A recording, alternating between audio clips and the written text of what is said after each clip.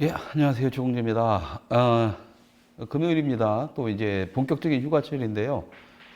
저도 원래는 내일 부산에 내려가서 바다를 바라봐야 되는데 상황이 여의치 못해서 부산에 못 갑니다. 그래서 저는 휴가를 못 가지만 예, 우리 시청자분들은 휴가 가셔가지고 예, 좀 힐링을 좀 저도 힐링이라는 단어를 별로 좋아하진 않는데 어쨌든 좀 이제 마음을 조금 이제 편안하게 하시고 오셨으면 하는 바람입니다. 바다도 좋고 산도 좋고 계곡도 좋고 어쨌든 지금처럼 답답한 시기에는 그냥 흐르는 강물이나 잔잔한 파도, 바다의 파도를 보면서 그냥 잠시 그냥 묵상에 빠지셔도 좋을 것 같습니다. 아무 생각 없이. 그런 거 있잖아요. 그 이제 강물 반짝반짝 하는 거, 바다의 파도 반짝반짝 햇살이 부서진다고 하죠. 뭐 그런 것들을 멍하니 보다 보면 예, 마음이 좀 한결 또 편해지기도 하고요. 그래서 저도 이번 주에 하여튼 부산을 가고 싶었으나 어쨌든 상황이 그래서 못 갔고 뭐 좀 마음 좀 놓이고 뭐 이런저런 일 없고 편안히 다녀올 수 있으면 한 며칠 다녀오고 싶습니다. 하여튼 휴가 즐겁고 그다음에 더위 안 드시고 또 사고 안 나게 조심해서 다녀오시고 코로나 조심하시고요. 예. 그런 의미에서 오늘은 또 열받는 얘기는 오늘은 그냥 다 내려놓기로 했습니다. 다 내려놓기로 했어요. 오늘은 그래도 좀 기분 좋은 얘기 뭐 그래서 그냥 혼자서 주절주절히 한번 얘기를 하려고 합니다. 뭐 안 좋은 것들 속에서 잠깐 오는 그 잠깐의 행복들이 굉장히 기분이 좋잖아요. 예, 아주 사소한 거지만 그런 것들이 저를 이제 버티게 해주는 원동력이기도 하고 뭐 그런 것들이 있습니다. 그래서 이제 오늘은 조금 그래도 좀 뭐 밝은 얘기 좀 하고 싶다. 휴가철인데 또 휴가 떠나시는 분한테 막 또 씨발 뭐 이러면서 막 한숨 쉬고 이러면 안 되잖아요. 그래서 했다가 그냥 정말 소소한 얘기 같은 얘기도 좀 할까 합니다. 요즘 들어와서 저를 행복하게 하는 것들이 있어요. 없는 건 아닙니다. 있어요. 그리고 아주 소소하고 정말로 그런 것들 때문에 때려칠까 하다가도 그래 이제 이런 분들로 인해서 하면서 계속 행동을 하고 있습니다. 일단 우리 유진 PD 어려가지고 세상 물정 모르고 아직까지 이제 일도 제대로 막 계속 토닥토닥 나한테 잔소리 들어가면서 하지만 어쨌든 이쁘게 잘 크고 있고 그것도 행복한 거고요. 예. 얼마 전에 어떤 분께서 그런 말씀을 해주시더라고요. 저희 시청자분이신데 다른 방송 안 보신다고 하면서 저희 방송 보시는데 저희 방송이 어떤 평범한 사람들 평범한 사람들에 맞게 이제 말을 해서 편안하게 듣고 있다.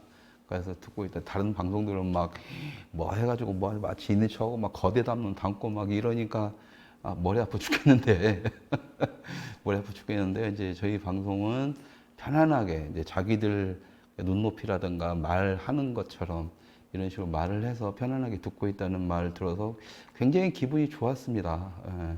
지금 제가 하는 말투도 저도 이제 그렇게 생각을 하고 그렇게 하기 위해서 말을 하는 거고 중간중간에 욕도 하고 한숨도 쉬고 이러는 것들이 그냥 우리 평범한 사람들의 수준의 이야기, 평범한 사람들의 수준에서 서로 간에 이제 감성을 좀 교환하고 이제 그런 부분들을 나눌 수 있는 그런 톤으로 가고 싶다라는 게 제 생각이었는데 뭐 어쨌든 보수 우파 쪽에서는 야 뭐 그냥 좀 막 기름 번지르르 하고 좀 뭔가 있어 보이는 말을 해야 조용하고 뭐 아이고 선생님 아이고 이럴 텐데 그래서 뭐 아마 저한테 이제 이런저런 잔소리를 해드리시는 분이 많은 것 같아요.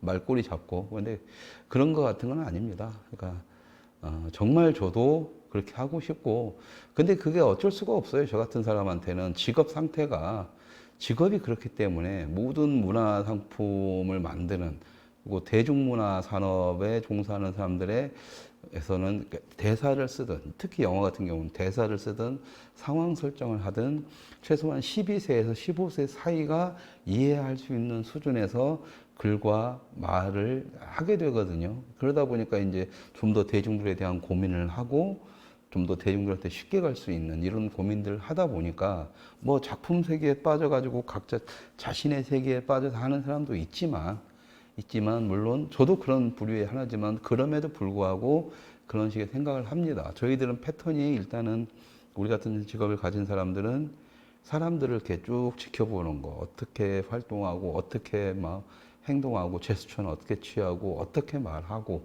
이런 것들 하나하나가 모여서 머릿속에서 기억을 해서 캐릭터로 만들어져서 세상에 나오기 때문에 그런 훈련이 좀 돼 있었기 때문에 오히려 기름칠하고 막 번지르르하고 좀 유식한 체 하는 말들은 몸에 근질거려서 안 맞아요. 예, 그러다 보니까 아마 편하게 받아들여 주신 것 같고 해서 기분이 좋았습니다. 그리고 제가 의도했던 게 그분한테 전달이 됐고 또 그런 식의 또 말들로 우리 보수 우파의 마인드를 좀 꾸려야 대중들한테도 다가갈 수 있다. 지금 보수 진영에서 말하는 것들은 거대 담론을 마주다 보니까 별 희한한 말들을 꺼내야 되는 거고 뭔가 있어 보이는 척 하려고 하다 보니까 오히려 더 대중들한테서 거리가 멀어진다 이런 생각을 가지고 있었죠. 그래서 이제 저한테도 그냥 계속 뭐 대중들한테서 뭐 대중적인 뭐 가지고 막 조회수 늘려야 되고 뭐 사람들 많아야 된다 할 때 좀 이런 말 하긴 뭐하지만 말도 안 되는 소리 하고 있어. 보수 우파가 무슨 대중들이야 했던 게 뭐냐면 그런 의도도 있었습니다. 누구보다 대중에 대한 관심과 누구보다 대중에 대한 필요성, 대중에게 다가가는 방법을 아는 사람들은 문화산업에 종사하는 사람들이거든요. 네, 그런 부분에서는 누구보다 아주 간절히 느끼고 있기 때문에 그렇지 않을까라는 생각이 들고요. 요즘 들어서 행복한 건 또 있습니다. 요즘 들어서 행복한 것은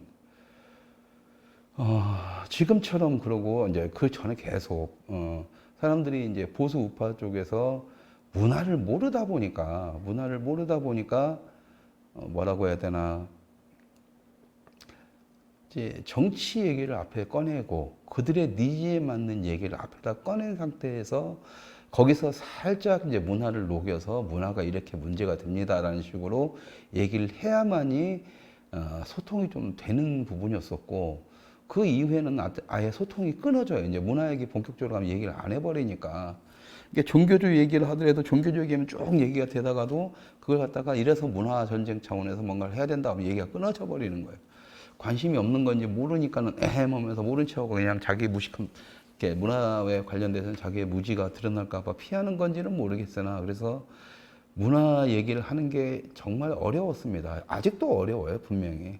지금도 저희 작스튜브도 이제 문화를 매개체로 가고 있지만 사람들이 뭐 조회수가 없는 이유는 뭐 그 뻔히 듣고 싶은 얘기 안 하고 문화 얘기하고 역사 얘기하고 골아픈 유럽사, 일본사 얘기하고 관심도 없는데 지금 이 나라가 이 모양인데라는 거대 담론 안에서 하다 보니까 안 되니까.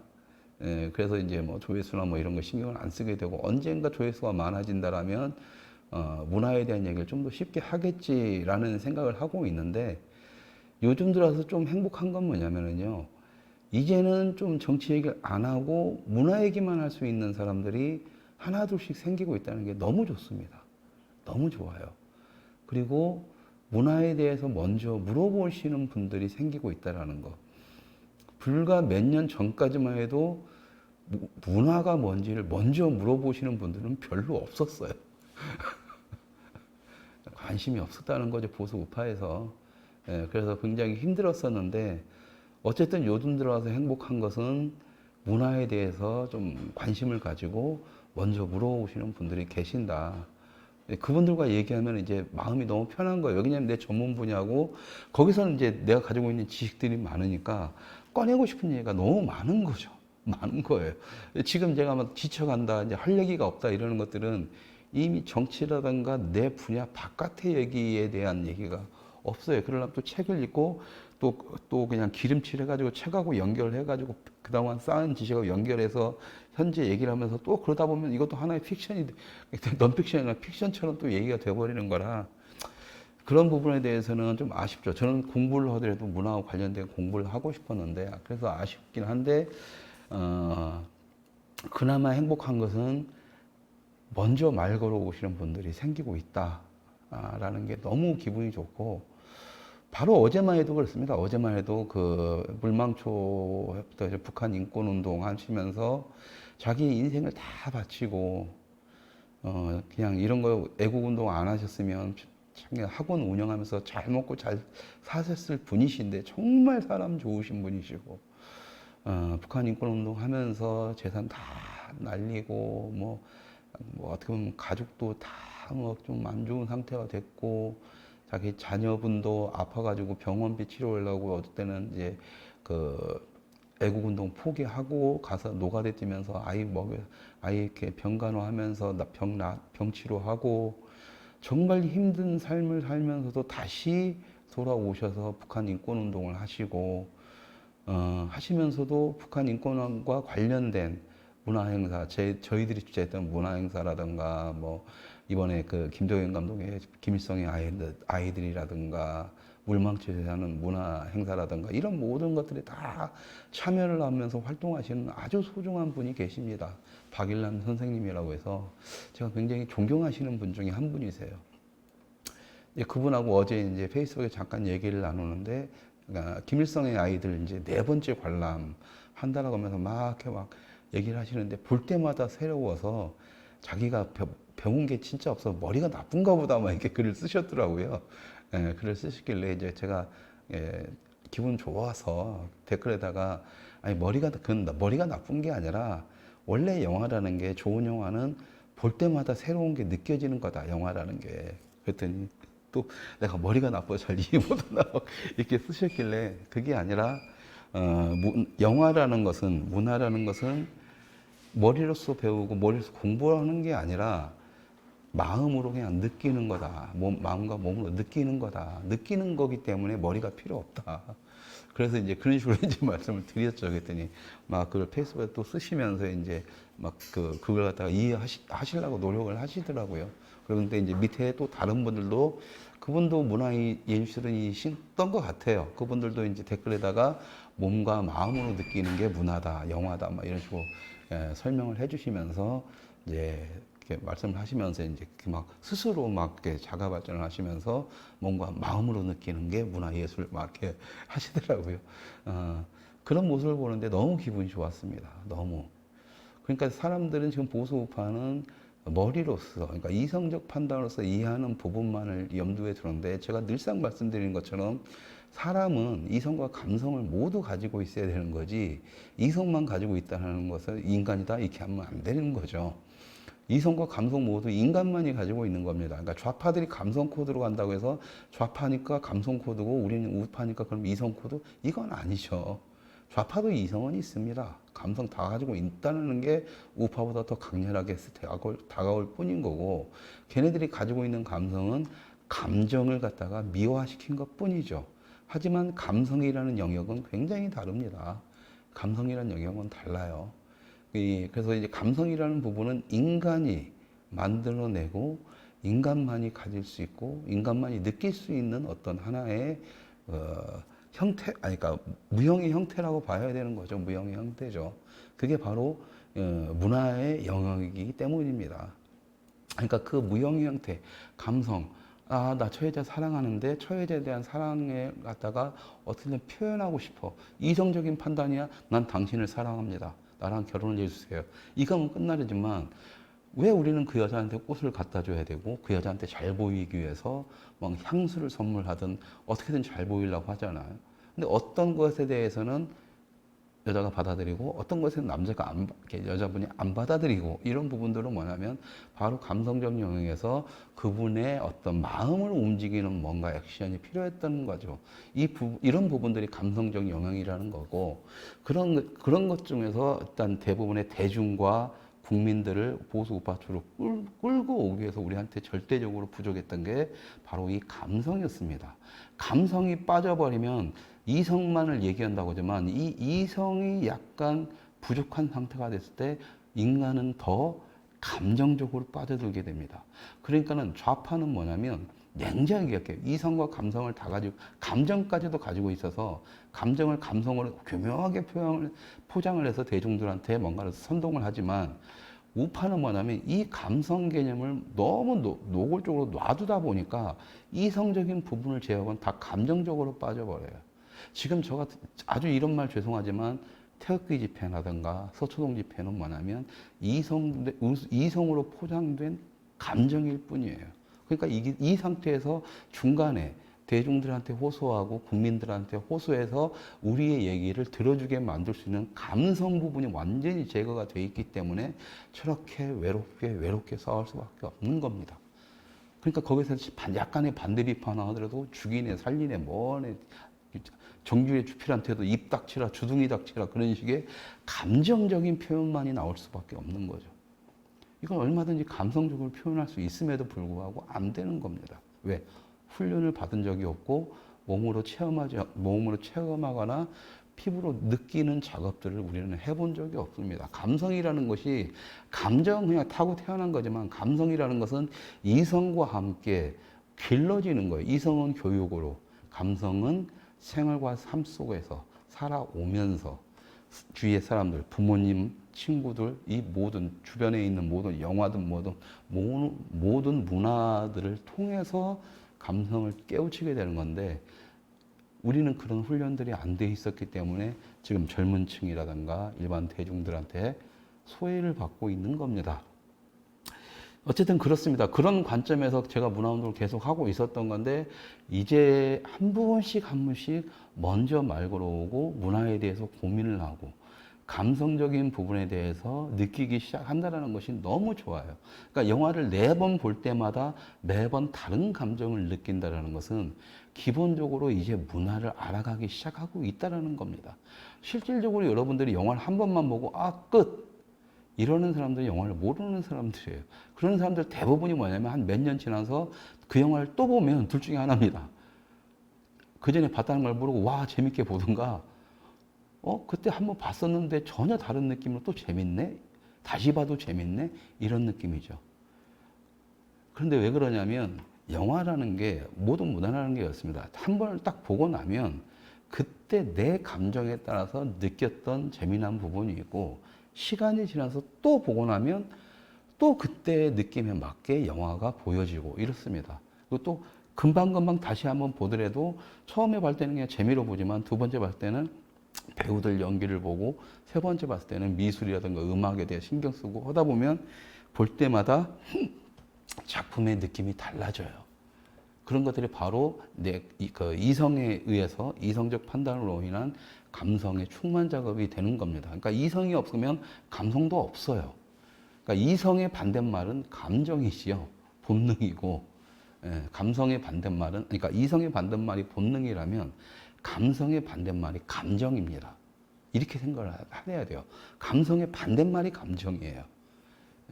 이성과 감성은 교육되고 체계화되고 그 다음에 어떤 식으로 무형이든 유형의 형태로 인간 세상에서 배우면서 그걸 몸으로 습득하면서 가는 겁니다. 머릿속에 담으면 이성, 가슴 속에 담으면 감성이 된다. 이렇게 생각을 해주시면 될 것 같아요. 이제 그런 부분에서 이제 이런 분들이 박일남 선생님 같은 분들이 막 나와주시고 막 그때 8.5부터 해가지고 저희들이 하는 행사에는 항상 와주세요. 와주시면서 보수우파 운동이 이래야 되는데 재밌는데 즐겁게 가고 막 이렇게 막 하시거든요. 정말 고맙죠. 그러면서 자신의 모든 것을 그렇게 바쳐가면서 하시는 분들한테 저도 이제 약간의 그런 도움을 드릴 수 있다라는 게 너무 기분이 좋았고 이번에 이제 요즘에 이제 시네마 강문으로 하면서도 이제 그 전에 보수 우파에서는 전혀 얘기할 수 없었던 아주 영화 이야기, 깊은 이야기들을 매니아적인 이야기들을 나눌 수 있다는 게 너무 좋습니다. 일단은 그래서 이제 영화를 잘 모르시는 뭐 분들도 시청자분들 몇 분 계시지만 이해하려고 하는 모습도 보이고 또 간만에 아마 그분들도 그렇게 느끼셨을 거예요. 보수 우파 대업에서 나 영화를 이만큼 봐서 영화 얘기 이렇게 하고 싶은데 할 공간도 없고 할 사람도 없었는데 시네마 까먹는 생기고 거기서 이제 이런저런 얘기를 하니까 자신의 영화에 툭 던지고 그러니까 저도 모르고 저도 몰랐던 저도 안 봤던 그런 영화들도 소개도 해주시고 저도 소개를 해드리고 하면서 이제 영화 얘기를 통해서 자연스럽게 어떤 정치적 상황이 아닌 우리의 이념 얘기만 거기다 녹여서 할 수 있다라면 굉장히 기분이 좋죠. 굉장히 기분이 좋습니다. 요즘 씨름만 까먹는 소리 할 때 보면은 아, 보수 우파 운동이 이랬으면 좋겠다라는 생각을 좀 가지실 거라고 봐요. 거기서 현 정부가 어떻고 뭐 민주당이 뭘 했고 미통당이 멍청한 새끼들 뭐 이런 얘기 안 하잖아요. 할 필요가 없잖아요. 단지 영화를 통해서 이 영화의 자유주의와 어떻게 녹아들어가 있는지, 이 영화를 통해서 대중들한테 우파 영화가 무엇인지에 대한 얘기. 근데 우파 영화다 하면 안 되고 이런 영화가 좋지 않냐라고 딱 보여주면서 거기에서 우리가 자연스럽게 자유주의를 녹이고 우파의 가치를 녹여버리면 대중들한테 쉽게 전달이 되는 거죠. 그리고 실제로 그런 일들이 정말 요즘에 또 기분 좋은 건 뭐냐면요. 이제 젊은 친구들이, 젊은 세대들이 노골적으로 반기를 드는 문화계에서 행동이 시작됐다라는 겁니다. 이미 진작에 시작됐어야 되는데 박근혜 정부 초기 때 시작을 할 뻔했는데 우르르 무너지고 탄핵당하면서 이제 다 떠나갔지만 이제는 자연 발생적으로 젊은 친구들이 해내가기 시작을 했죠. 그러니까 수십만 명, 그러니까 수백만 명이 보는 수백만 명입니다. 보수 우파 내부에서는 깨끗해야 100만 명이지만 그냥 기본적으로 딱 뭐 방송 한번 내보냈다 하면 수백만 명이 보는 유튜버가 있습니다. 정치색 전혀 없이 영화 얘기만 하는 건데 이런 평론가들, 이 수백만이 보는 평론가들은 굉장히 파워가 있습니다. 영화 평론 중에서는. 근데 이런 사람들이 이제 노골적으로 한국 영화가 정치화되는 것에 대해서 반대 의견을 펼치기 시작했죠. 이제 그만 좀 해라 이런 식으로. 그리고 분명히 거기에서도 보수 우파 얘기는 없습니다. 왜? 한 게 없기 때문에. 한 게 없기 때문에. 근데 단지 너무 정치적으로 나가다 보니까 이건 이렇지 않냐라고 반대 여론을 이렇게 딱 제공을 하는데 그게 우파의 가치일 수밖에 없는 거잖아요. 예를 들어서 이번에 강철비가 북한의 예를 가서 북한을 너무 미화시키고 정말 반미를 좀 미국의 대통령 이게 다 미국 때문이라고 해서 반미 감정을 일으키고 이런 건 이제 그만 좀 해야 되지 않냐. 너무 노골적이지 않냐. 그리고 그 이야기 자체가 좀 뭔가 그 이야기 고리가 맞으면 자기는 영화 역으로서도 뭐 그렇게 받아들이겠지만 이것은 너무 말도 안 되는 상황에 자신들의 이념만을 주입시키는 어떤 모양새에 대해서 관객을 지치게 만든다. 뭐 이런 식으로 얘기를 하죠. 그리고 북한을 이렇게 미화한다고 하지만 요즘 세상에 북한이 그렇게 한다는 게 좀 말이 되냐. 북한이 어떤 나라인지 다 알고 있는데 뭐 이런 식으로 얘기를 하고 그 다음에 이제 강철비에서 김정은 역할로 나왔던 사람이 굉장히 잘생기고 날씬한 배우로 나오는데 너무 현실과 동떨어져 있기 때문에 약간 웃음도 나온다면서 비판을 막 가버립니다. 그런데 이제 이런 사람들이 한두 명이 아니라 평론계 같은 경우는 아예 우파 평론계가 아니라 그냥 좌파들이 다 장악을 하고 있었어요. 우파 쪽에서라고 해봤자 조이문 교수랑 강한석 교수 딱 두 분 정도였지만 어쨌든 그분들의 파워는 세지만 이제 한물 관상대에서 모든 시내 21을 통해서 한겨레 스쿨을 통해서 모든 영화 관련된 평론가들은 다 좌파들이 장악을 했었죠. 근데 이제 이런 386 세대들이 문화계에서 워낙에 지금 공고하게 다지다 보니까 반대파들이 생겨나는 건데 이 반대파들의 모양새가 정말 무서울 정도라는 겁니다. 이 사람들은 분명 우리가 좋아할 만한 우파들이 아니에요. 근데 진중권 같은 형태의 모습을 띠고 있다는 겁니다. 좌파 내부의 문제점에 대해서 직설적으로 공격을 하기 시작했어요. 그런다고 해서 뭐 우리 우파가 좋다? 절대 그런 거 아닙니다. 우파는 아예 개무신다고 분명히 얘기했었죠. 근데 저는 행복한 게 뭐냐면 그런 식으로 해서 이제 젊은 친구들이 아주 당연한 얘기를 꺼내게 되는 거고 이 친구들한테 우리가 빨리 보수라는 타이틀을 버리고 나서 이 친구들한테 그 역할을 맡길 수밖에 없는 거고 맡기지 않고 지금처럼 지금 노인들도 확 잡고 있다 하더라도 어차피 그것은 도태돼서 사라지는 거고 이 새로운 세력들이 보수의 위치를 차지하게 될 거다라는 겁니다. 그래서 이제 저는 굉장히 기분이 좋아요. 뭐 개그맨 김영희 씨 나오고 했지만 이제 차츰차츰 문화인들이 계속적으로 현 정부의 어떤 그런 정책들이라든가 좌파의 실체들을 갖다가 대중들한테 아주 쉽게 전달하는 건데 그 매개체는 역시나 문화라는 거죠. 문화. 문화를 통해서 이제 그런 식으로 얘기를 하고, 지금 방송에서도 이렇게 살벌한 방송에서도 연예인들은 딱 그러잖아요. 지금 얘가 북한도 아니고 지금 뭐 하는 짓이냐고. 이런 식으로 하면서 반대 형태, 자기들한테 어떤 그런 거에서 자기의 창작력이나 문화인들의 자유의지를 이렇게 꺾을 만한 그런 것들을 갖다가 뭉개고 있다라는 것에 대해서 튕겨져 나오는 이제 반대 국보들이 형성되고 있다는 게 굉장히 고무적입니다. 물론 그들은 성공하게 될 거고, 그들이 성공했을 때 저도 이제 올드보이로 뒷방으로 늙어날 수도 있겠지만, 어쨌든 제가 바라는 게 저의 성공을 바라는 게 아니라 이 빌어먹을 놈의 한국 문화판이 정상적으로 가야 된다라고 했을 때 이제 슬슬 자연 발생적으로 정상으로 가고 있는 상태가 된다. 물론 그 과정 속에서 엄청난 탄압이 다시 시작될 거지만, 현 정부에서가 아니라 현 정부의 끝무렵이나 다음 새 정부에서 엄청나게 문화인들에 대한 탄압이 시작될 거라는 것은 예상을 하지만, 어쨌든 문화인들은 그러면 그럴수록 튕겨져 올라오죠. 8, 90년대 운동권, 군부 독재 시절에 이제 문화인들 탄압했을 때 그럼에도 불구하고 튕겨져 나오는 것처럼, 그 다음에 페레스트로이카를 일으키기 위해서 때 소련이 있을 때 블라디미르 비소스키나 빅토르 최처럼 자유를 향한 외침을 하는 예술가들로 인해서 페레스트로이가 생겨난 것처럼, 대한민국도 어쨌든 문화 예술인들이 전면에 나서서 자유를 노래하게 될 겁니다. 그러기 위해서는 이제 그걸 막으려고 하는 정부는 굉장히 큰 탄압을 하겠죠. 그렇지만 어쨌든 변화는 시작됐다라는 게 아주 저한테 기분 좋은 느낌들입니다. 그리고 그것이 동시다발적으로 여러 군데서 터지고 있다는 것은 100마리째 원숭이 이론을 아마 제가 여기서 방송도 했었고 여러분들도 아시는 분은 많으실 거예요. 어떤 임계점, 포화 상태가 됐을 때 임계점에 도달했을 때는 자연 발생적으로 변화가 시작되는 거고, 그 변화를 받아들였을 때만이 그 생존을 하지, 그 변화를 받아들이지 못하는 존재들은 다 도태가 됩니다. 아마 그 임계점이 이제 다가오고 있다. 이제 거기서 어떤 우리는 선택의 시점에 있을 때 분명히 여기지만 대한민국의 보수는 망할 수 있을지 몰라도 대한민국한테는 오히려 희망이 생길 수도 있다라는 것들이 이미 문화계에서 그 징후들이 발생하고 있다. 그래서 나는 아직은 미비하나 굉장히 행복한 감정을 가지고 있다라는 거고요. 더 행복한 게 하나가 있습니다. 더 행복한 게. 더 행복한 거 있기 전에 광고 한번 보시고 다음 얘기 가겠습니다. 광고 보여주세요.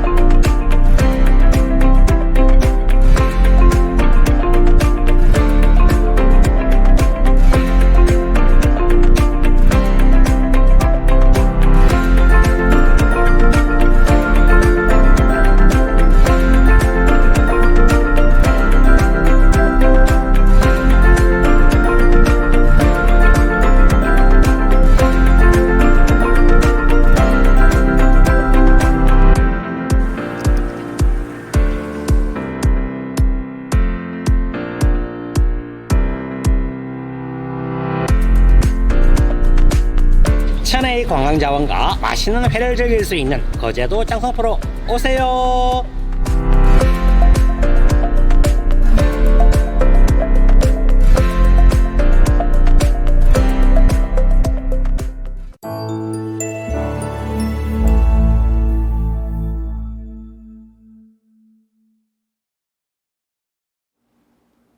광고 어떻습니까? 저희가 얼마 전에 거제도 2번이나 내려갔던 그 이유입니다. 방금 그 광고가. 거제도 장승포에 가시면 저희들 이렇게 회 맛있게 먹고 막 사진 찍고, 거기서 우리가 꼬장 맞춰서 찍었잖아요. 거기 가면 바로 앞에 장승포항이 있는데, 장승포항에 있는 회센터에 가서 아주 맛있게 회를 먹고, 거기는 다 자연산입니다. 바로 배에서 잡아온 싱싱한 횟감은 회 종류도 다양해요. 서울에서 먹는 막 광어, 우럭 몇 가지가 아니라 다양한 어종들이 있어서 그리고 또 맛있습니다. 그리고 또 거기 반찬들이 소소하지만 반찬들이 굉장히 깔끔해요. 깔끔하고 어떤 뭐라고 해야 되나 예전에 어머님이 해주시던 그 집밥 맛 나는 그런 반찬들이 나와서 저희들이 그걸 처음에 이제 놀러 갔을 때 먹고 너무 좋아가지고 뭐 이제 그게 이제 시작하고 사람들 좀 알릴 필요성도 있겠다 싶어서 저희가 그냥 자발적으로 CF를 하나 만들자 해가지고 내려갔었고 내려갈 때마다 아주 좋은 대접받고 찍고 왔습니다. 그래서 예, 우리 지니 PD의 첫 CF작이기도 하고요. 그래도 이제 코로나 때문에 지금 먹고 살기도 힘들어서 저희들의 본업인 영상 제작 뭐 업을 좀 다시 한번 활성화 시켜보자 하면서 이렇게 놀면 뭐하냐 이런 거라도 만들자 해가지고 한번 광고 제작 사업을 좀 하기로 했습니다. 그래서 혹시나 이 방송을 보시고 뭐 CF가 마음에 드신다. 근데 나도 한번 찍어볼까 하시는 분들은 저희 작당들로 연락을 주시면 뭐 가격대는 얼마든지 맞춰드리는 선에서 작업을 진행을 해드리고 걱정하지 마십시오. 최고의 전문가부터 이제 여러분들 금액에 아주 막 요즘 힘드시잖아요. 아주 저렴한 금액에도 찍을 수 있는 그런 CF들을 저희들이 구상을 해서 안내를 해두고 서로 간의 니즈에 맞는 식으로 광고를 만들어 드리겠습니다. 얼마든지. 저는 대기업 광고도 찍을 수 있어요. 그 정도 실력의 프로들 다 갖추고 있으니까 연락만, 일거리가 없어서 일 못하고 있는 거지 뭐. 예, 그러고 있습니다. 그리고 이왕 홍보하는 김에 다시 한번 홍보하겠습니다.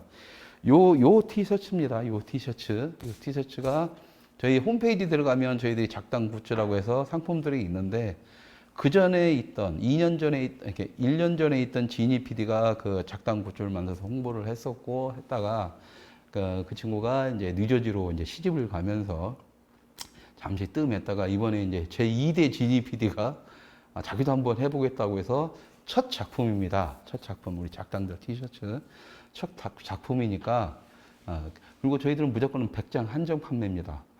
100장만 딱 팔리면 끝이에요. 그래서 이제 굉장히 좀 뭐 소장 가치가 있다고 해야 되나요? 그런 거고 예 그래서 이 디자인도 지니 PD가 다 관장을 해가지고 완벽하게 빼냈습니다. 그래서 아마 여러분들이 시중에서는 도저히 살 수 없는 작당들 자체 내 디자인이고 작당들 로고까지 다 박혀 있잖아요 이게. 예, 그래서 이거 원가도 상당히 비쌉니다. 디자인 비용까지 다 주면서 했기 때문에 거기다 저희 작스토브 배지에 그 다음에 시인의 그러니까 좀 아주 여러분들의 감성을 충만시켜 드리고 폭발시켜 드릴 시집을 한 권 더 플러스해서 총 3가지를 해서 택배비까지 포함해서 5만 원에 지금 판매를 하고 있고 지금 계속 주문이 들어와가지고 제발 저한테 주문하지 마세요. 제가 단체 카톡을 보내긴 했지만 저한테 주문하면 전 일을 못해요. 거기 문의 전화 있잖아요.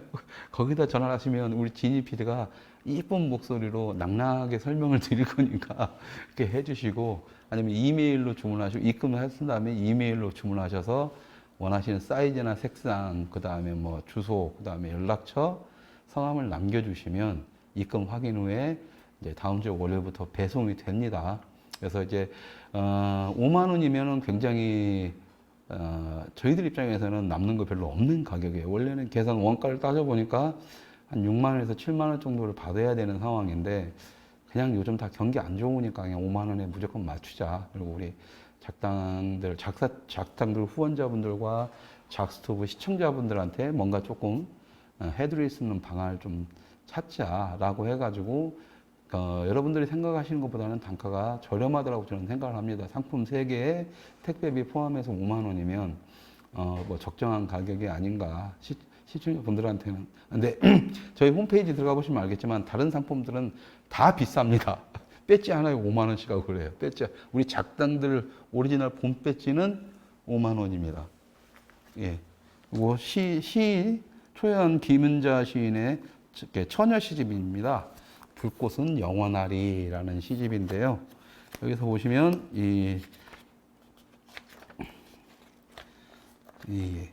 일본 교토 대학을서 나오셨고 쭉 나오시면서 교사까지 하시고 일본 통이십니다. 일본 통.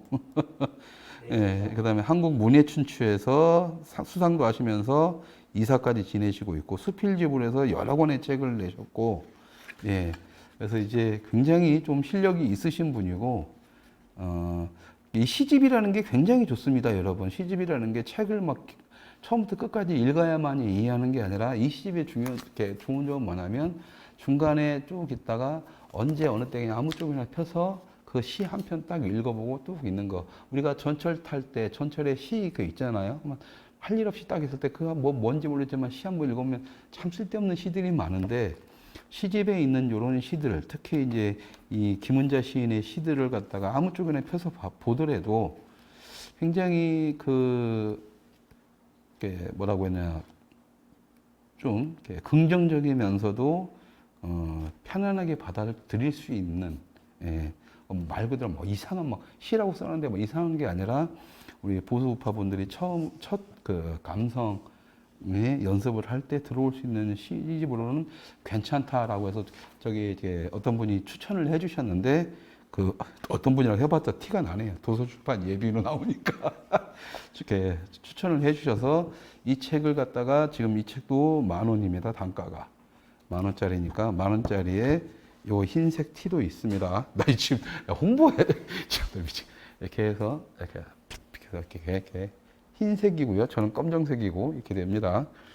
그리고 배지는 지금 다음 주 월요일 날 나옵니다. 그래서 다음 주 월요일부터 배송이 된다. 그래서 배지까지 해서 총 3개를 해서 5만 원에 판매하고 있기 때문에 여러분들은 뭐 후원 주시느니 이걸 구매를 하면은 그 자체가 후원이 되는 거고 우리는 그 자체로 이번에는 이제 뭐 거의 남는 게 없을 거는 같아요. 하지만 어쨌든 요 디자이너한테 디자인비가 나가고 이런 부분에서 일거리가 아이들한테 젊은 친구들한테 하다못해 용돈벌이가 되는, 그렇게 해서 이 상품을 저희들의 작당들의 문화 상품을 산다라는 것은 작당들의 후원만 하는 정도가 아니라 그런 무명의 예술가들한테 지원도 되고 또 작당들 운영비로도 사용되고 또 작당들이 뭔가 행사를 하거나 또 작품 활동을 하는데 다른 작품을 만드는데 또 쓰여지기도 한다라는 다방면에 쓰여지기도 한다는 점을 이해를 해주시면 저희들 홈페이지에 있는 가격들은 되게 비싸지만 그래서 이렇게 비싸구나, 로얄티를 지불하는 거구나라고 생각을 해주시면 되고요. 근데 이번 같은 경우에는 시청자분들을 부담 없이 사실 수 있는 가격에 맞췄다라는 말씀을 꼭 드리고 싶습니다. 그래서 많은 분들이 해서 우리 유진 PD, 진희 PD의 첫 작당 굿즈 상품이 완판이 되도록 많은 참여를 부탁드리겠습니다. 이게 이제 단가를 워낙에 높은데 가격 판매가를 낮추다 보니까 완판을 해야지만 진희 PD가 여기서 10%를 가져가거든요. 수익을 보너스로. 완판이 안 되면 거기서 뭐 수익 조금 나더라도 거의 10% 가져가 봤자 몇천 원, 몇만 원 안 될 것 같아요. 그래서 만판으로 가야 되는 그런 상황이니까, 예. 그때 20%라고 했는데. 완판을 했을 때. 완판은 불가능할 것 같아서. 예, 그리고 저한테 지금 가장 행복한 이야기를 하나 더 하고 마치겠습니다. 얼마 전에 최영섭 대령님 제가 만났다고 했잖아요. 만나서 2가지 얘기를 들었는데 제가 너무 감동을 받아가지고 자료를 주시면 혹시나 제가 받을 수가 있으면 복사를 떠서 받을 수가 있으면 해서 그걸 갖다가 내가 어떻게 한번 해보겠다라는 말씀을 드렸는데 자료를 보내주셨어요. 자료를 보내주셨는데 엄청납니다. 저는 이거 받자마자 그냥 입이 찢어지는 줄 알았어요. 찢어지는 걸 떠나서 엄청나게 부담감도 느끼긴 했습니다만 이런 자료를 제가 볼 수 있다는 게 너무 영광스럽고 내가 지금까지 헛살하지는 않았구나라는, 그분이 절 믿고 주셨겠습니까? 그래도 이놈한테 주면 뭔가 이 자료를 가지고 후손한테 남기겠지라는 믿음이 있기 때문에 주셨을 거라는 어떤 그런 것들, 그러니까 제가 영웅으로 생각하는 그 분이 저한테 직접 이걸 줬다는 게 너무 감동적이었고 행복했고 신났고 그랬습니다. 그리고 기본적으로 가장 신났던 것은 백두산업 얘기잖아요. 그러니까 근데 이 모자가 저는 원래 천안함 구모자인 줄 알았는데 아무 생각 없이 봤는데 대령님 만나고 나서 사진을 이렇게 대령님 웃는 사진을 쭉 보는데 이 모자를 보니까 이게 백두산함 모자더라고요. 해서 깜짝 놀래가지고 전화를 드렸죠. 전화를 드려서 그 백두산함 모자 하나 더 있으면 하나만 좀 받을 수 있겠냐 그랬더니 대령님께서 지금 이게 없고 본인이 가지고 있는 게 자기가 쓰고 다니는 거 이거 하나밖에 없는데 이거 주겠다면서 지금 그 대령님이 직접 쓰고 다니시는 모자를 저한테 보내주신 겁니다. 직접. 그래서, 예, 그래서 이 안에는 대령님의 이제 땀과 DNA가 묻어 있겠죠. 한번 딱 이렇게 됩니다. 저도 이렇게 머리가 커가지고 그리고 이제 당연히 이제 천안함에 이게 그 백두산함에 관련된 책도 보내주셨는데 여러분들한테 오늘 그 두 가지 말씀 드릴 거예요. 재밌는 얘기입니다. 이제부터 본격적으로 재밌는 얘기입니다. 제가 그 최영섭 대령님 만나서 꽂힌 게 두 가지 이야기입니다. 두 가지 이야기. 원래는 그 다른 얘기 때문에 최영섭 대령님 만나서 다른 얘기를 듣고 싶어서 만났었는데 그 얘기보다도 그 다음에 이런저런 말씀을 하시는데 두 가지가 제가 꽂혔어요. 가지고 그 두 가지 자료인데 워낙에 이렇게 최영섭 대령님이 자료라든가 너무 많이 잘 가지고 계셔서 능력이 뭐 그러니까 근데 첫 번째 이야기가 바로 이 고하도라는 제목은 민족성 충무공 전곡설인 민족성지 고하도라는 책입니다. 고하도 여기 섬이 고하도인 것 같아요. 그러니까 지금 받은 지 며칠 안 됐고 또 제가 그 전에 이제 기획서 하나를 쓸 일이 있어서 쓰다 보니까 지금 이 책을 못 봐서 지금 이제 저도 휴가를 내야 돼요. 어쨌든 이 책이라든가 자료를 다 찾으려면은 이제 저도 휴가를 내서 어떻게든 해야 되는데 일단 간단하게 최영섭 대령님께서 하신 말씀만 그대로 전달을 하겠습니다. 그래도 재밌어요. 이 고하도라는 것을 최영섭 대령님은 굉장히 높게 치더라고요. 뭐냐면 여러분들 그 명량은 보셨잖아요. 명량을 차고 나서 명량에서 대승을 거뒀죠. 이렇게 충무에 12척의 배로 거북선과 함께 12척의 배로 신에게는 12척의 배가 있사옵니다로 일본군을 격파했던 명랑대첩 이후에 우리나라 사람들은 뭔가 오해를 하고 있다라는 말씀하시더라고요. 그러면서 분명히 그때는 대승을 했으나 이제 우리 쪽도 큰 타격을 입고 있었던 상태였었고, 근데 일본은 그 대피한 조금 말고도 더 많은 배들이 후방에서 계속 올라오고 있었다고 합니다.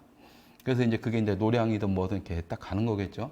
그렇게 해서 이제 진지를 다시 구축을 하고 뭔가 다시 배도 수리하고 뭐하고 다시 그 다음에 또 작전을 짜서 일본군을 대파시켜야 될 수 있는 필요성이 있었기 때문에 그때 이제 이순신 장군이 이제 그때 대승을 하고 나서도 뒤로 물러났던 거죠. 물러나가지고 배도 수리하고 전술을 다시 다듬고 전략을 다듬고 군을 재정비할 수 있는 공간이 필요했었는데 서해안에는 진짜 많은 섬들이 있었는데 그 섬들을 거의 뭐 한 달 가까이, 30일 가까이 돌아다녔다고 하더라고요. 배 위에서만. 그러면서 정확하게 뭔가를 찾아내고 완벽하게 뭔가를 할 수 있는 데를 찾아냈던 게 바로 고하도라는 곳이었답니다.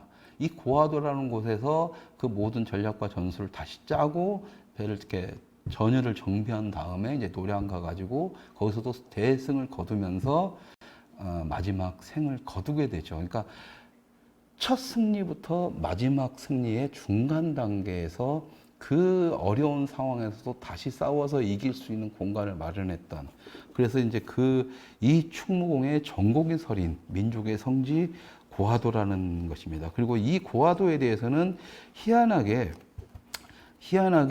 한국에서는 기록이 별로 없대요. 이 고하도행 기록이.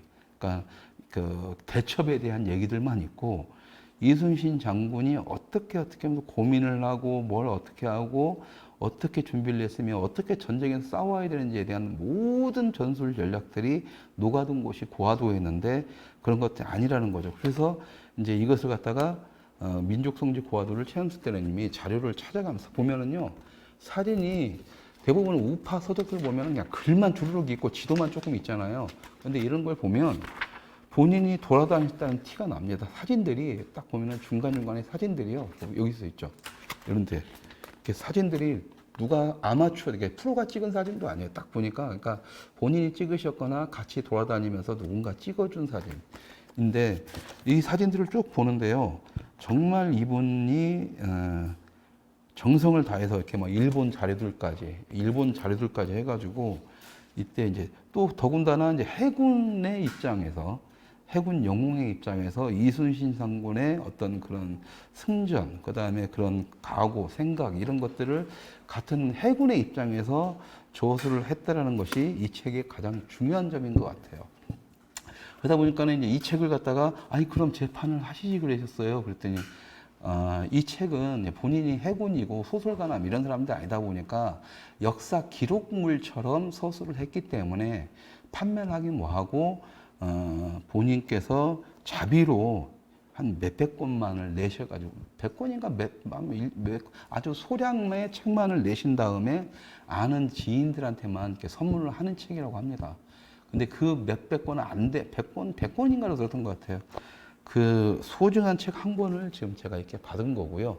이 책을 읽어보고 나서 프리덤 앤 위즈덤 이장우 대표님과 한번 상의를 해가지고 이 책을 갖다가 좀 재미있게 각색을 하든지 아니면 이것을 가지고 상상력을 자극해서 소설로 이순신 장군에 관한 소설로 만들어도 충분히 재밌겠다. 그렇다면 그것이 사람들한테 히트를 치게 되면 그 소설이 히트치면 사람들이 영화에 대한 관심도가 올라가니까 우리가 언젠간 그렇게 해서 그런 작업을 하면 언젠가는 우리가 고하도라는 또 다른 이순신 장군의 영화를 극장에서 볼 날이 있겠죠.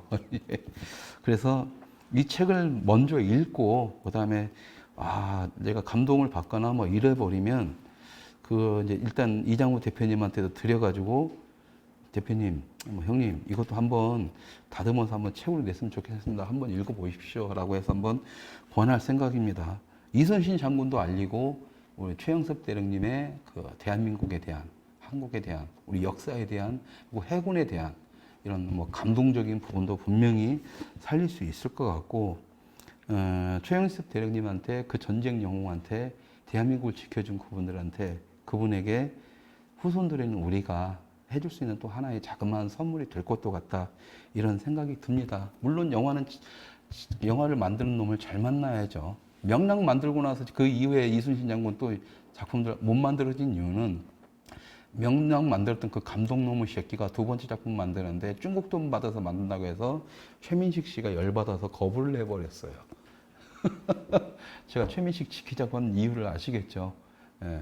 그래서 지금까지 만들어지지 못하고 있습니다. 세상에 만만의 콩에 아무리 일본과 싸우는 전술 전략 그게 해서 이순신 장군이라고 하나 임진왜란 그걸 중국 돈으로 만들겠다는 이 병신 쓰레기 같은 놈의 감독놈이 그랬습니다. 그랬는데요.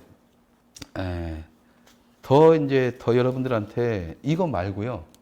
이거는 제가 한번 읽어보고 감당이 안 되는 역사적인 관련된 부분이니까 정말 그때 그 대령님이 하신 얘기가 저처럼 저는 맛깔나지가 않아요.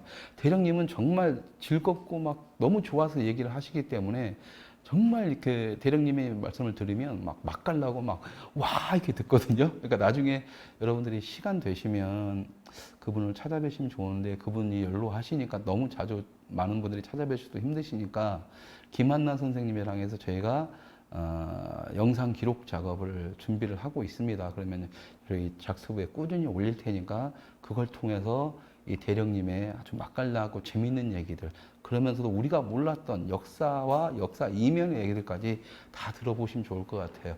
여러분들 이번에 6.25 70주년 때 그 대령님 말씀 드리면서 정말 재밌었잖아요.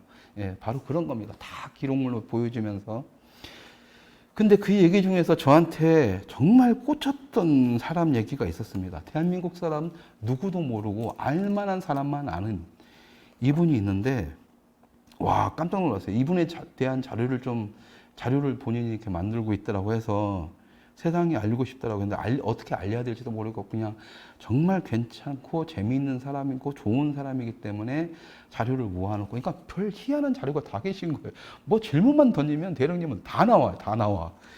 근데 이분 얘기를 우연찮게 했는데 제가 이 얘기에 꽂혀버렸어요. 가지고 대령님 혹시 그거 누가 안 된다라면 자료를 좀 주십시오. 제가 프린트해가지고 좀 하고 제가 할 수 있는 방법을 찾아보겠습니다 했는데 뭐냐면 그때 제 속마음은 아, 이 사람에 대한 얘기를 시나리오로 써봐야 되겠다. 재밌겠다. 이런 거였습니다. 근데 자료를 받아보니까 깜짝 놀랐어요. 별로무 자료가 다 있어요.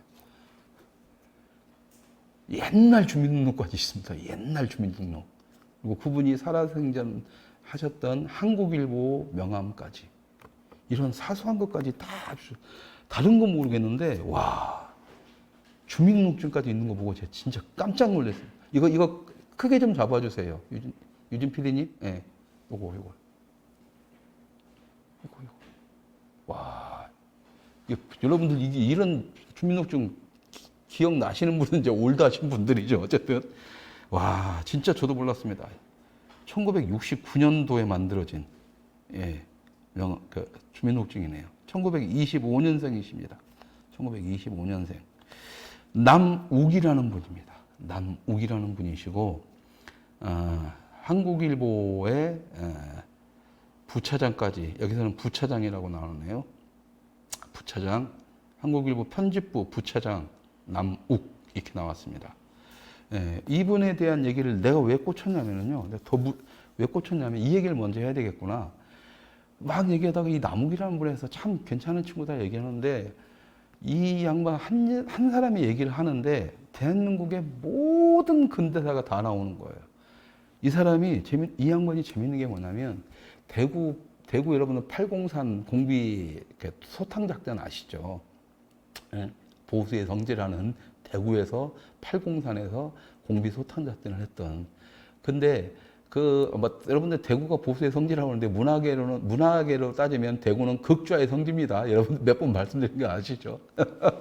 그러니까 대구 팔공산에 왜 거기가 갔겠어요? 그러니까 어쨌든 거기도 극좌, 공산주의자들이 많았다는 거죠. 대구에서도 분명히 많습니다. 그래서 대구가 무슨 보수의 성지야, 극좌의 성지자면은 거기에 끄덕거리시는 대구 분들이 참 많으세요. 어쨌든 연도수라든가 이분의 나이대 뭐 잘 기억은 잘 안 나지만은 어쨌든 얘기는 거기서부터 시작했습니다. 이 남욱이라는 분에 대해서는 대구 팔공산 얘기부터 해가지고 거기서 토벌에 들어갔는데 이 사람이 거기 딱 가니까 이대로 일단 자기는 죽을 것 같다라는 거예요. 100% 죽는다. 그래서 죽지 않을 방법을 해가지고 거기서 이제 토벌이 시작될 쯤 해가지고 자기가 자기한테 총을 쏟답니다. 팔에다가 빵 쏴가지고 부상을 당해서 그 공비들한테 당한 걸로 내려와가지고 그 치료를 받고 국군은 거기서 치료를 받고 고향인 북으로 올라갔다라는 거죠. 올라갔는데 재밌는 게 뭐냐면 여러분들 그 한웅철수 때 국제시장에 그 배 타고 넘어갔을 때 그때 이 양반이 또 그 배를 타고 남한으로 넘어왔다고 합니다. 북한에서 공산당 활동을 하는데 야 이건 아니더라는 거예요. 이건 아니더라는 거예요. 가지고 다시 그 철수 때 그 배를 타고 남한으로 넘어와서 군 정보학교를 들어갔다고 합니다. 그러니까 공산당했던 인민군이었던 사람이 남한으로 내려와서 국군의 군 정보를 다루는 국군 그 학교에 들어가게 됐는데 들어가게 된 이유가 뭐냐면 이 양반이 러시아어를 기가 막히게 했대요. 러시아를 기가 막히게 해가지고 러시아의 비밀 암호를 풀 수 있는 거의 유일무이한 존재였다고 합니다. 그래서 이제 전쟁통에서 그러니까 소련이 있죠, 당시에는. 소련이 북한한테 몰래 비밀을 내렸던 그 암호를 푸는 그 당사자였다고 해요. 그래서 이제 그 러시아어가 너무 능통하다 보니까 재밌는 게 뭐냐면 이 남욱이라는 분이 한국에서 초창기 때 러시아 문학이든 러시아 책이라든가 이런 거 했을 때 그 책들을 갖다가 거의 다 이분이 번역을 했다고 합니다. 예. 그러니까 우리가 뭐 생각하는 도스토예프스키나 톨스토이나 이런 원작들이 있을 거 아니에요. 죄와 벌 이런 것들. 초창기 때는 다 이 남욱이라는 분이 번역을 했다라는 거고, 그러다 보니까 이분이 시도 쓰시고 희곡도 쓰시고, 그러니까 문화인이셨던 거예요. 문화인이었던 거예요. 그런데 이제 이분이 워낙에 그런 쪽에 특출을 하다 보니까 한국일보 당시 사장이 이 사람을 무조건 너 무조건 딴 거 하지 말고 무조건 한국일보로 들어와 해가지고 들어와서 한국일보에서 이제 이렇게 굉장히 끝발을 날리면서 그 일을 하기 시작하다가 무슨 이유인지 모르겠으나 이러다가 갑자기 사망을 하게 됩니다. 그때가 40대 중반 정도가 된다고 하는데, 그러니까 저는 이렇게 하다 보니까 제가 하니까 재미가 없어요. 왜냐면 자세한 디테일들을 모르니까. 근데 그 최영섭 대리님 얘기하는데 와 이러는 거예요. 모든 거 하나하나가 공산당했다가 죽을 뻔했는데 자기 총 쏘고 살아나와가지고 북한에 갔는데 북한에서 막 하다 보니까 뭐야 이거 아니네 하면서 북한에서 뭐 하랬겠어요. 러시아를 잘하니까 이렇게 소련과의 뭐 이런 걸 했겠죠. 근데 이건 아니네 싶으니까 다시 레인 빅토리올 타고 다시 남한으로 거기 넘어와서 포로수련대 같이 있다가 거기서 또 해가지고 군 정보학교에 들어가서 국군의 장교로서 활동하면서 또 그걸 갖다가 비밀을 풀고 뭐하고 하는 이런 역할을 하다가 한국일보로 들어가서 이런 식으로 하면서 그 와중에 또 러시아 문학과 시에 대해서 번역을 해서 사람들한테 다 읽히게 하고 본인도 시를 쓰고 본인도 희곡을 쓰고 막 이제 그런 식으로 하는데 돌아가시는 것마저 너무 그렇게 이제 그렇게 뭐라고 해야 되나 문화예술인답게 돌아가신 거죠. 그러니까 이분도 돈이 징그럽게 없으셨답니다. 왜냐하면 한국일보에서 달라는 데 가지고 돈은 월급은 많이 받았는데 월급 받으면 술 좋아하니까 후배들 좋아하고 사람 좋아하니까 후배들하고 술 먹고 누가 돈 달라고 하면 그냥 돈 주고 옆에 후배가 못 살고 있으면 그냥 돈 주고 또 그냥 돈 생기면 또 친구들하고 술 처먹고 막 술 드시고 막 그랬다는 거예요. 현재로 따지면 복고일 같은 선생님이죠. 복고일 선생님도 그렇습니다. 원고료 비싸고 뭐 책 내서 막 받아도 해봤자 그냥 이렇게 술 마시고 후배들 막 챙겨주고 이러느라고 그렇게 조금 어렵게 사시죠. 여러분들이 생각하는 것처럼 이렇게 비명을 찾아서 그 책이 대박을 치고 나서 막 이렇게 해가지고 그 인세만 받고 그때 잘 먹고 잘 살려면 얼마든지 잘 살았을 텐데 그렇게 하면서도 항상 그 복고 선생님 지금 암투병 중이신데도 씩씩하시죠. 건강해 보이시고 그래서 지금까지 잘 버티고 계시는데 어쨌든 그런 모습 볼 때마다 와 역시 선생님은 선생님이다 이런 스스로의 공경심이 생겨납니다. 근데 이 남욱이라는 분도 얘기 잠깐 들었는데 그때 한 20-30분 정도밖에 20분 정도밖에 얘기를 안 들었는데 너무 공경하고 싶은 거죠. 이분의 얘기를. 그러면서 이분의 얘기만 딱 풀어도 이분의 얘기만 영화로 만들고 그렇게 소설로든 뭐든 쫙 풀어내도 대한민국 사람들이 이 책만 봐도 공산주의를 찬양하거나 좋아할 수가 없겠다. 그리고 대한민국의 위대함, 그리고 우리가 인간으로서 어떻게 살아가는지 이 모든 것들을 이 한 사람의 모습에서 다 찾을 수가 있겠구나라는 생각이 좀 들었어요. 더군다나 이제 문화까지 플러스 되는 거고. 또 마지막에도 우리가 이상, 각혈나고 죽었다, 이런 거 가지고 막 뭔가 그걸 환상적으로 꾸미는데 이 양반의 죽음도 그런 죽음에서 벗어나지는 않죠. 한국일보에서 일을 하다가 그냥 갑자기 40대 중반이라는 젊은 나이임에도 불구하고 갑자기 돌아가셨대요. 근데 거기서 정말 감동적인 얘기가 뭐였냐면 한국일보 사장이 그랬답니다. 그 병원 딱 가니까 그 의사들한테 그 병원에 있는 의사들한테 달라는 거 다 주고 그 한국일보 달라기도 다 줄 테니까 이 자식 무조건 살려내라고. 야, 아직 막 뭉클하더라고요. 정말 이 양반 인상 잘 살았구나. 오죽했으면 한국일보 사장이라는 사람이, 그러니까 한국일보 자기 전부잖아요. 자기의 전부를 다 줘도 좋으니까 이 한 사람을 살려내라고. 그런 사람이 한 사람이라도 있다라는 것이 이 남욱이라는 분이 정말 인생 잘 살았구나. 짧은 나이에 갔지만 정말 멋지게 살았구나. 라는 느낌을 좀 받았습니다. 그래서 만약에 시나리오를 쓰면 마지막에 그 멋진 장면을 마지막에 저는 엔딩에 넣고 싶은데 그래가지고 자료를 달라고 했어요.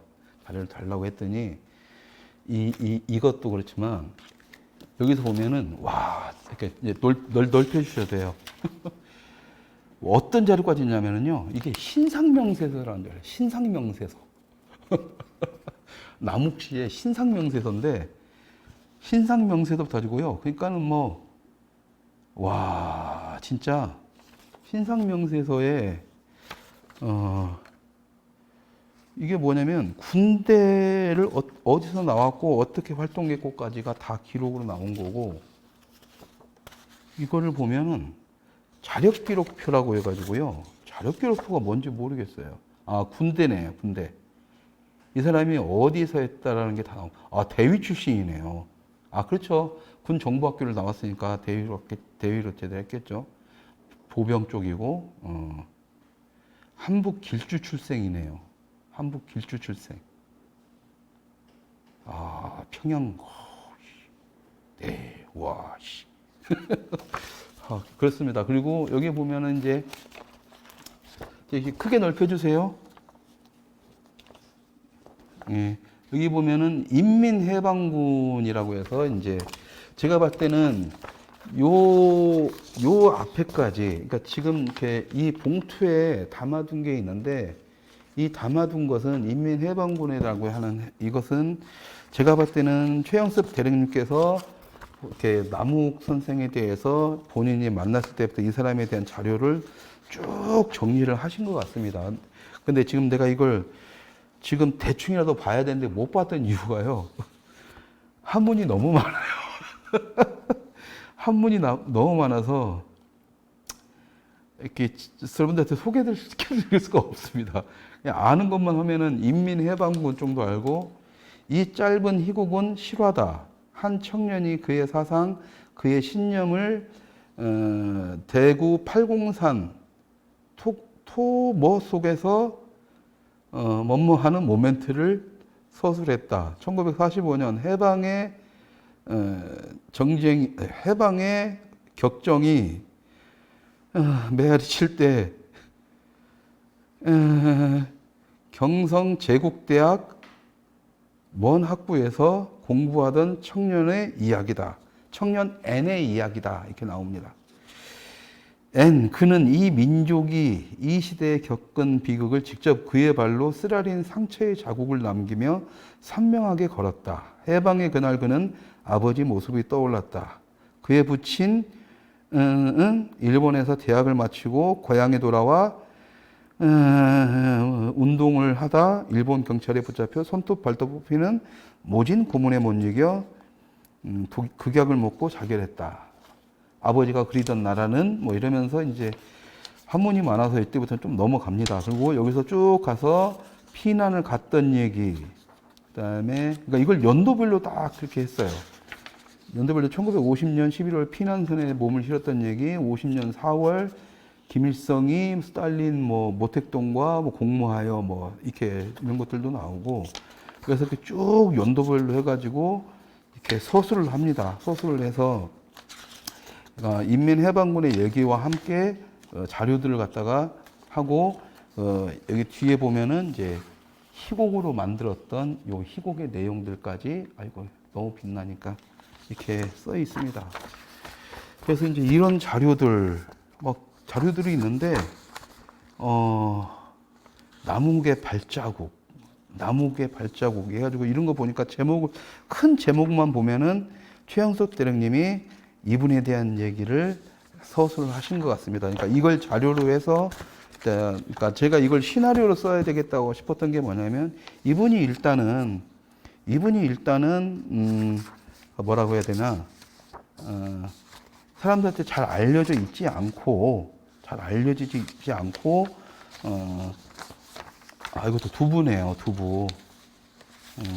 잘 알려지지 않고, 그래서 남욱이란 이분에 대해서 최영석 대령님이 아주 지극히 개인적이면서도 이런 사람들이 세상에 알려졌으면 숨겨진 영웅의 이야기, 영웅으로서 놓으신 것 같습니다. 그래서 굉장히 귀한 자료였고, 여기에 총 5가지에 대한 이야기, 자료를 갖다가 저한테 보내주셨고, 또 더 귀한 자료들이 있습니다. 더 귀한 자료들이.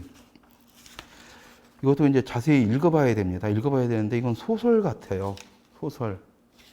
그래서 아주 옛날 원고지 형식으로 해서 이렇게 했던 자료들이죠. 우리 진희 PD가 이렇게 냄새를 맡더니 나무 냄새가 난다고 그러더라고요. 나무 냄새가 난다고. 진짜 옛날 그 우리 오리지널 그 나무로 만들었던 원고지 그런 거 있지 않습니까? 뭐 습자지라고 했던 거 예전에는.